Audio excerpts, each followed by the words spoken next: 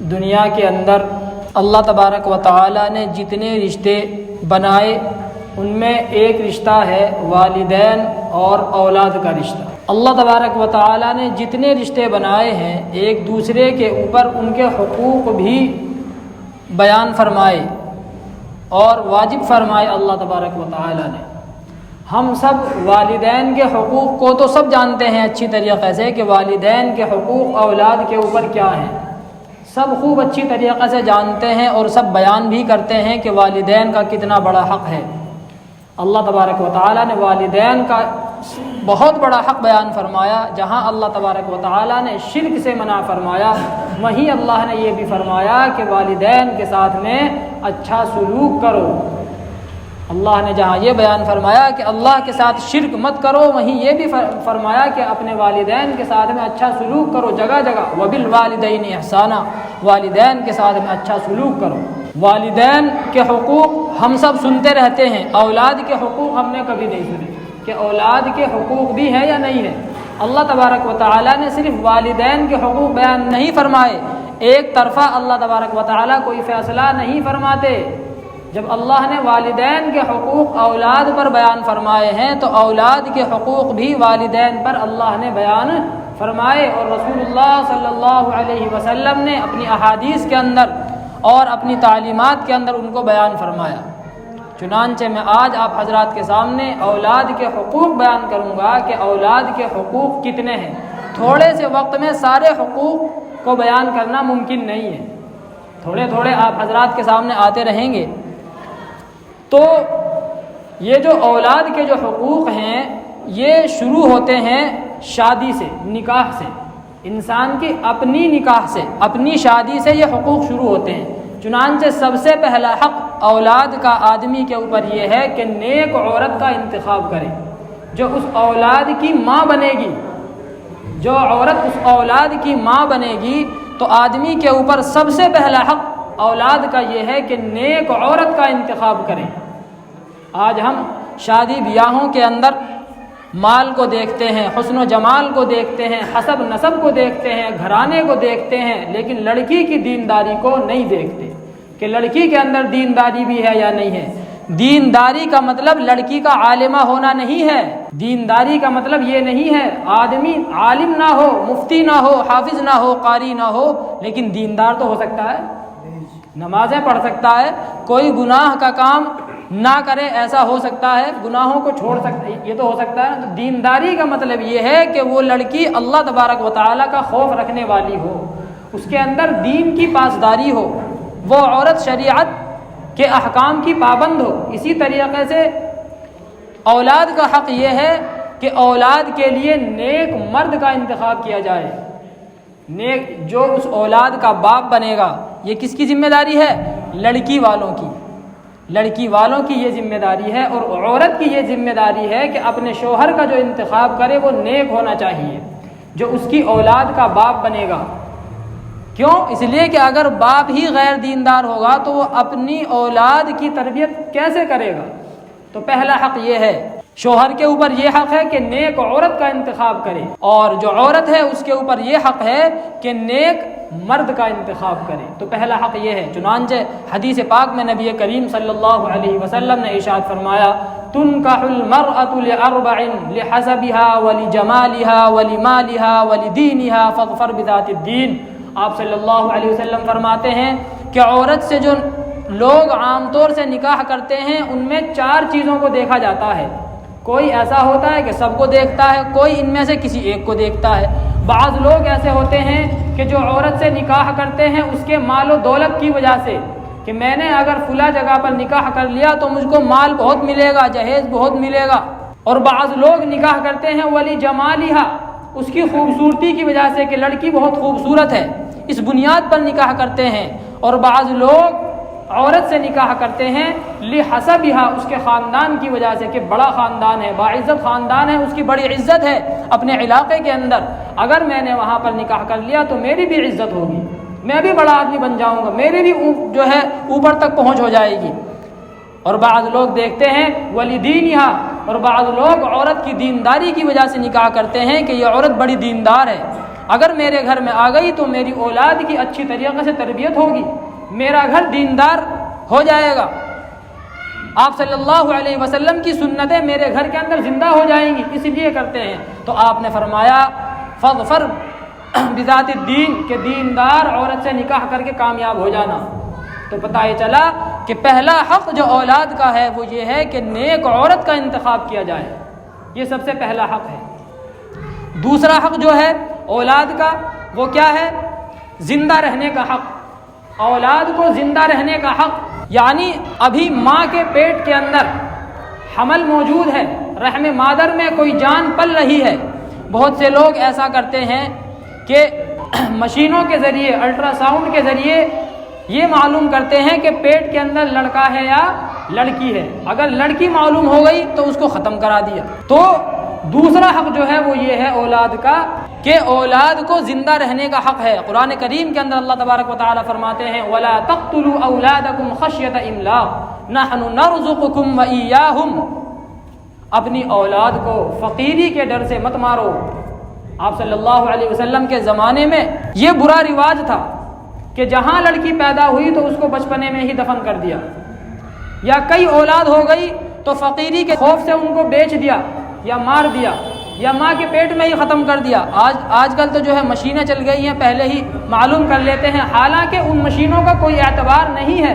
بہت سی مرتبہ ایسا ہوتا ہے کہ مشین نے کچھ بتایا لیکن پیدا کچھ اور ہوا۔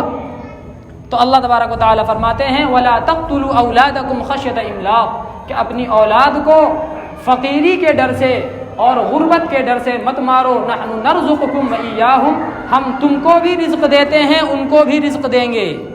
جب اللہ تبارک و تعالی نے پیدا فرمایا تو اللہ کے ذمے اس کی ہر ضرورت کو پورا کرنا ہے۔ قرآن کریم کے اندر اللہ فرماتے ہیں وَمَا مِن دَابَّةٍ فِي الْأَرْضِ إِلَّا عَلَى اللَّهِ رِزْقُهَا، زمین پر کوئی جانور، کوئی جاندار ایسا نہیں ہے مگر اس کا رزق اللہ کے ذمے ہے۔ اس کائنات کے اندر، اس مخلوق کے اندر جتنی چیزیں سانس لے رہی ہیں، چاہے وہ انسان ہو یا کوئی اور جانور ہو، ان سب کو اللہ تبارک و تعالی رزق دیتے ہیں۔ تو دوسرا حق اولاد کا یہ ہے کہ ان کو زندہ رہنے کا حق ہے۔ تیسرا حق یہ ہے کہ جب اولاد پیدا ہو جائے، اولاد کے پیدا ہونے کے بعد ان کا اچھا نام رکھے۔ آج کل دیکھیے ہم کیسے کیسے نام رکھتے ہیں۔ کسی کے یہاں پر بچہ پیدا ہو جائے تو آتا ہے اور یہ کہتا ہے کہ جی ایسا نام بتاؤ کہ بالکل نیا ہو، پورے محلے میں کسی کا ہی نہ ہو۔ اس کو نام بتا دیا کہ جی عبداللہ رکھ دو، اجی یہ تو ہمارے پڑوس میں ایک کا نام خلیق رکھ دو، اجی ہمارے محلے میں ہے ایک کا۔ بھائی اب ایسا نام کہاں سے لے کر کے آئے کہ پوری دنیا میں کسی کا ہی نہ ہو؟ اور لوگ جو ہے انٹرنیٹ پر دیکھ کر کے اور جو ہے یوٹیوب پر دیکھ کر کے ایسے ایسے نام رکھتے ہیں کہ بہت سے نام کے معنی بالکل غلط ہوتے ہیں۔ ایک آدمی آیا اور آ کر کے کہنے لگا کہ جی میں نے اپنی بیٹی کا نام زانیہ رکھا ہے، زانیہ نام رکھا ہے۔ میں نے کہا بھائی زانیہ نام کس نے بتایا، معلوم بھی ہے معنی کیا ہے اس کا؟ کہنے لگا جی قرآن میں دیکھا تھا زانیہ، الزانیۃ والزانی۔ میں نے کہا معنی بھی معلوم ہے کچھ؟ زانیہ کے معنی آتے ہیں زنا کرنے والی عورت، حرام کاری کرنے والی عورت، بدکاری کرنے والی عورت، یہ زانیہ کے معنی ہے۔ بس قرآن کریم میں دیکھا اور رکھ دیا، معنی کسی سے معلوم نہیں کرے۔ تو تیسرا حق یہ ہے کہ اولاد کا اچھا نام رکھا جائے۔ بہت سے لوگ بس جو قرآن کریم میں دیکھا اور نام رکھ دیا۔ بھائی قرآن کریم میں تو فرعون کا نام بھی ہے، تو فرعون نام رکھ دو اپنے بچے کا۔ ابلیس بھی ہے جو ہے قرآن کریم میں، تو ابلیس نام رکھ دو۔ یہ تھوڑی ہوتا ہے بھائی، اس کا معنی بھی دیکھا جائے گا نا۔ قرآن کریم کے اندر سور کا نام بھی ہے خنزیر، تو خنزیر نام رکھ دیں گے، خنزیر نام رکھ دیں گے؟ بھائی اس کا معنی بھی تو دیکھا جائے گا کہ اس کا معنی کیا ہے۔ تو تیسرا حق یہ ہے اولاد کا کہ اولاد کا اچھا نام رکھا جائے۔ نام کا اثر پڑتا ہے، نام کا اثر پڑتا ہے۔ ایک واقعہ ہے کہ ایک شیعہ تھا، اس نے 2 گدھے پالے اور حضرت ابو بکر اور حضرت عمر رضی اللہ عنہما کی توہین کے لیے ان کے نام رکھے۔ ایک کا نام رکھا عمر، ایک کا نام رکھا ابو بکر۔ مقصد کیا تھا کہ حضرت عمر اور حضرت ابو بکر کی توہین ہو۔ بھائی جب گدھے کا نام عمر رکھیں گے تو توہین ہے نہیں ہے؟ تو اس نے توہین کے مقصد سے اپنے ایک گدھے کا نام رکھا عمر اور ایک کا نام رکھا کیا؟ ابو بکر۔ ایک دن ایک گدھے نے اس کے لات ماری، ختم، دنیا سے ہی گیا۔ اس شیعہ کے لات ماری تو نام ذہن میں نہیں ہے کہ جو ہے کب کا واقعہ ہے، کسی بزرگ کے زمانے کا ہے. تو جو ہے لوگ شاید کہ حضرت امام اعظم ابو حنیفہ کے زمانے کا ہے. لوگ گئے حضرت امام اعظم ابو حنیفہ کے پاس کہ جی ایسے ایسے واقعہ پیش آیا، ایک شیعہ نے اپنے ایک گدھے کا نام رکھا تھا عمر، ایک کا نام رکھا تھا ابو بکر، ایک نے لات ماری وہ مر گیا. تو حضرت امام اعظم ابو حنیفہ نے فرمایا کہ جا کر کے دیکھو کہ جس گدھے کا نام عمر ہوگا اس نے لات ماری ہوگی، اس نے لات ماری ہوگی. اب جب گئے وہاں پر تو دیکھا کہ واقعی جس گدھے کا نام عمر تھا اسی نے لات ماری تھی. نام کا اثر پڑا اس کے اوپر. حضرت عمر کے اندر جلال تھا، حضرت عمر کے اندر جلال. آپ صلی اللہ علیہ وسلم نے فرمایا وَأَشَدُّهُمْ فِي أَمْرِ اللَّهِ عمر، سب سے سخت اللہ کے معاملے میں کون ہے؟ حضرت عمر. تو جس گدھے کا نام اس نے عمر رکھا تھا تو اس کے اندر نام کا بھی اثر آ گیا. تو نام کا اثر پڑتا ہے. تو اس لیے تیسرا حق اولاد کا یہ ہے کہ اپنی اولاد کا اچھا نام رکھیں. کسی عالم سے معلوم کریں کہ کیا نام اچھا ہے، جس نام کے معنی اچھے ہوں وہ رکھیں. بچیوں کا نام لاعبہ رکھ رہے ہیں، لاعبہ کوئی نام ہے. لاعبہ کے معنی آتے ہیں کھلاڑن، کھلاڑی، یہ کوئی نام ہے بھائی، جیسا نام ویسا اثر. اب وہ کھیلتی پھر رہی ہے بس سب جگہ، پڑھنے کا نام ہی نہیں. تو بچوں کا اچھا نام رکھیں. آپ صلی اللہ علیہ وسلم کے زمانے میں جب کوئی ایمان لاتا اور اس کا اچھا نام نہ ہوتا، اس کے نام کے معنی برے ہوتے، تو آپ صلی اللہ علیہ وسلم ان کا نام تبدیل فرما دیتے. چنانچہ حضرت ابو ہریرہ رضی اللہ تعالی عنہ کا نام اسلام لانے سے پہلے کچھ اور تھا. ان کا نام یہ آتا ہے کہ ان کا نام عبد الشمس تھا، سورج کا بیٹا. تو آپ صلی اللہ علیہ وسلم نے ان کا نام تبدیل فرما دیا. جب وہ اسلام لائے تو ان کا نام عبداللہ رکھ دیا، اور بعض روایت میں آتا ہے کہ عبد الرحمن رکھ دیا. بہرحال جو ان کا پہلا نام تھا وہ تبدیل کر دیا، لیکن نام ان کا کوئی نہیں جانتا. سب کیا جانتے ہیں؟ حضرت ابو ہریرہ. بہرحال ان کا نام اسلام سے پہلے کچھ اور تھا، لیکن آپ صلی اللہ علیہ وسلم نے تبدیل کر دیا. حضرت ابو بکر صدیق رضی اللہ تعالی عنہ کا نام اسلام لانے سے پہلے عبد الکعبہ تھا. آپ صلی اللہ علیہ وسلم نے ان کا نام عبد الرحمن رکھ دیا اسلام لانے کے بعد. تو نام کا اثر ہوتا ہے، جیسا نام رکھیں گے تو اس کے اثرات انسان کے اندر آتے ہیں. تو تیسرا یہ حق ہے اولاد کا والدین کے اوپر کہ پیدا ہونے کے بعد اس کا اچھا نام رکھیں. چوتھا حق کیا ہے؟ چوتھا حق یہ ہے کہ جب بچہ پیدا ہو جائے، نام اس کا رکھ دیا تو اس کا عقیقہ کیا جائے. اگر گنجائش ہو تو عقیقہ کیا جائے، ضروری نہیں ہے، فرض نہیں ہے. اگر گنجائش ہے، اللہ تبارک و تعالی نے گنجائش دی ہے تو 7ویں دن بچے کا عقیقہ کیا جائے. اگر 7ویں دن نہ کر سکے تو زندگی میں کبھی بھی کر دے. لڑکا اگر ہے تو اس کی طرف سے 2 بکرے، اور اگر لڑکی ہے تو اس کی طرف سے 1 بکرا. تو یہ چوتھا حق ہے. اس سے یہ ہوتا ہے کہ اللہ تبارک و تعالی اس نے اپنے بچے کی طرف سے صدقہ کیا ہے، عقیقہ کیا ہے، اس کی برکت سے اللہ تبارک و تعالی اس بچے کے اوپر سے بلاؤں کو ٹال دیتے ہیں. یہ اس وقت ہے جب کہ آدمی کے اندر گنجائش ہو. گنجائش نہیں ہے تو فرض نہیں ہے. 5واں حق یہ ہے کہ اپنے بچوں کے ساتھ شفقت اور محبت کے ساتھ پیش آیا جائے. شفقت کے ساتھ، محبت کے ساتھ پیش آیا جائے. ان کے ساتھ ایسے الفاظ، جب ان سے بات کرے تو ایسے الفاظ سے بات کرے کہ ان کو لگے کہ ہاں بھائی ہمارا باپ ہم سے محبت کرتا ہے. اولاد بھی ادب کی، احترام کی اور محبت کی بھوکی ہوتی ہے. ہم اپنی اولاد کو تو تڑاک سے بول دیتے ہیں. کبھی ہم کو توفیق نہیں ہوتی کہ ہم آپ سے بول لیں کہ بیٹا آپ کہاں پر جا رہے ہیں، بیٹا کیا آپ یہ کھائیں گے. ہم نے دیکھا ہے دارالعلوم دیوبند کے اندر حضرت مولانا سلمان بجنوری ابھی حیات ہیں، اپنی اولاد سے آپ سے بولتے ہیں کہ بیٹا آپ یہ کر لیجئے، بیٹا آپ وہ کر لیجئے. تو یہ 5واں حق ہے اولاد کا والدین کے اوپر کہ اپنی اولاد کے ساتھ محبت اور شفقت کے ساتھ پیش آئیں.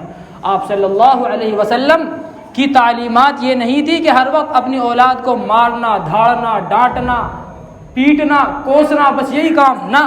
ایک مرتبہ آپ صلی اللہ علیہ وسلم حضرت حسن رضی اللہ تعالی عنہ کو بوسہ دے رہے تھے، پیار کر رہے تھے ان کو. تو ایک سردار آئے دیہاتی، حضرت اقرع ابن حابس رضی اللہ تعالی عنہ. انہوں نے دیکھا آ کر کے کہ آپ صلی اللہ علیہ وسلم اپنے نواسے حضرت حسن کو پیار کر رہے ہیں، بوسہ دے رہے ہیں، چوم رہے ہیں. تو ان کو بڑا تعجب ہوا. آ کر کے کہنے لگے کہ اے اللہ کے نبی، آپ اتنے بڑے ہیں، آپ بھی بچوں سے محبت کرتے ہیں، پیار کرتے ہیں. میرے تو 10 بچے ہیں، میں تو کبھی ان کے پاس بھی نہیں جاتا، کبھی ان سے سیدھے منہ بات بھی نہیں کرتا۔ تو آپ صلی اللہ علیہ وسلم نے فرمایا اگر اللہ نے تیرے دل کے اندر سے نرمی کو نکال دیا تو میں کیا کروں۔ آپ صلی اللہ علیہ وسلم کی ایک نواسی، ان کا نام تھا امامہ، چھوٹی بچی تھی، حضرت زینب رضی اللہ تعالی عنہا کی بیٹی حضرت امامہ رضی اللہ تعالی عنہا چھوٹی بچی تھی۔ آپ صلی اللہ علیہ وسلم ان کو اپنے ساتھ مسجد میں لے آیا کرتے تھے، نماز پڑھنے جب آتے تو ان کو اپنے ساتھ لے آتے۔ اتنی شفقت اپنی اولاد کے ساتھ میں کہ جب آپ صلی اللہ علیہ وسلم نماز پڑھا رہے ہوتے تو وہ آ کر کے آپ کی پیٹھ پر سوار ہو جاتی۔ نماز پڑھا رہے ہیں، مصلی پر پیچھے لوگ موجود ہیں اور وہ آ کر کے آپ صلی اللہ علیہ وسلم کی پیٹھ پر سوار ہو جاتی۔ آپ صلی اللہ علیہ وسلم جب سجدے میں جاتے تو وہ آپ کی پیٹھ پر سوار ہو جاتی، جب آپ اٹھتے تو ان کو اپنے کندھے سے جو ہے اتار کر کے ایک طرف بٹھا دیتے، پھر جب جاتے سجدے میں پھر ان کو اپنے کندھے پر بٹھا لیتے۔ تو اس طریقے سے آپ صلی اللہ علیہ وسلم نے یہ سبق دیا کہ اپنی اولاد سے محبت کے ساتھ پیش آؤ۔ اگر ہم اپنی اولاد کے ساتھ محبت سے پیش آئیں گے تو اولاد کو اس سے سہارا ملتا ہے، ان کو امن و امان کا احساس ہوتا ہے۔ کبھی ہم اپنی اولاد کو اپنے گلے سے نہیں لگاتے، پتہ نہیں اس کے اندر ہم کیا شرم محسوس کرتے ہیں یا ہمارا جو ہے باپ ہونے میں کوئی کمی آ جائے گی یہ سمجھتے ہیں۔ اپنی اولاد کو اپنے سینے سے لگائیے، ان کو یہ احساس دلائیے کہ ہم تمہارے اوپر صاحبان ہیں، اس لیے کہ اگر آپ ان کو دھتکار دیں گے تو باہر والا کوئی ان کو اپنا بنا لے گا اور آپ کے خلاف ان کو باغی کر دے گا۔ تو اپنی اولاد کے ساتھ محبت اور شفقت کے ساتھ پیش آنا یہ اولاد کا حق ہے۔ اس طریقے کے بہت سارے واقعات ہیں۔ حضرت انس رضی اللہ تعالی عنہ نے فرمایا کہ آپ صلی اللہ علیہ وسلم اپنے اہل و عیال پر سب سے زیادہ شفیق تھے۔ حضرت عائشہ رضی اللہ تعالی عنہ فرماتی ہیں کہ آپ صلی اللہ علیہ وسلم جب گھر کے اندر داخل ہوتے تو ہنستے ہوئے مسکراتے ہوئے داخل ہوتے۔ آج ہم گھر کے اندر جاتے ہیں تو لگتا ہے کہ گھر کے اندر کوئی شیر آ گیا بھائی، بیوی الگ بیٹھ گئی ڈر کر کے ایک کونے کے اندر، بچے الگ دبک گئے جا کر کے کہ باپ آ گیا بھائی گھر کے اندر۔ اب تو ایسا نہیں ہونا چاہیے، جب باپ گھر کے اندر داخل ہو تو بچوں کا ڈر ختم ہو جانا چاہیے۔ آدمی بچوں کے ساتھ اس طریقے سے رہے کہ بچے اپنے دل کی کوئی بات آپ سے نہ چھپائیں، ان کو کسی بھی طریقے کا کوئی مسئلہ ہو وہ آپ سے کہتے ہوئے نہ جھجکیں۔ آج کیا ہوتا ہے کہ اولاد اور والدین کے درمیان دوری بنی ہوئی ہے، والدین اپنی اولاد کی کوئی بات سننے کے لیے تیار نہیں ہے، ان کی کسی بات پر یقین کرنے کے لیے تیار نہیں ہے۔ دوسرا کوئی آدمی، کوئی تیسرا آدمی اولاد کی طرف سے والدین کے کان بھر دے تو فوراً بات مان لیتے ہیں کہ ہاں بھائی یہی ہوگا۔ یاد رکھیے، اس بات کو اچھی طریقے سے اپنے ذہن کے اندر بٹھا لیجئے کہ تیسرے شخص کی بات پر بغیر تحقیق کے کبھی یقین مت کیجئے گا۔ اگر آپ کی اولاد کے بارے میں کوئی تیسرا آدمی آپ کی طرف سے کوئی غلط بات ڈال رہا ہے کہ آپ کی اولاد آپ کے بارے میں یہ کہتی ہے یا یہ کہتی ہے یا ایسا کیا ہے تو کبھی یقین مت کیجئے گا، اس لیے کہ حاسدین بہت ہوتے ہیں۔ آپ کا گھر بگاڑنے والے وہ بظاہر آپ کے ہمدرد بنے رہیں گے لیکن مقصد ان کا کیا ہوتا ہے کہ آپ کا گھر بگڑ جائے، آپ کی اولاد تباہ و برباد ہو جائے، اولاد اور والدین کے درمیان دیوار کھڑی ہو جائے، گھر اجڑ جائے، یہ مقصد ان کا ہوتا ہے۔ تو بغیر تحقیق کے کسی تیسرے کی بات پر یقین مت کیجیے۔ اور اس کے علاوہ بہت ساری باتیں ہیں جو اس تھوڑے سے وقت میں بیان کرنا ممکن نہیں ہے، باقی بیان انشاءاللہ اگلے جمعے کو آئے گا۔ دعا فرمائے کہ اللہ تبارک و تعالی ہم سب کو عمل کرنے کی توفیق عطا فرمائے۔ وآخر دعوانا الحمدللہ رب العالمین۔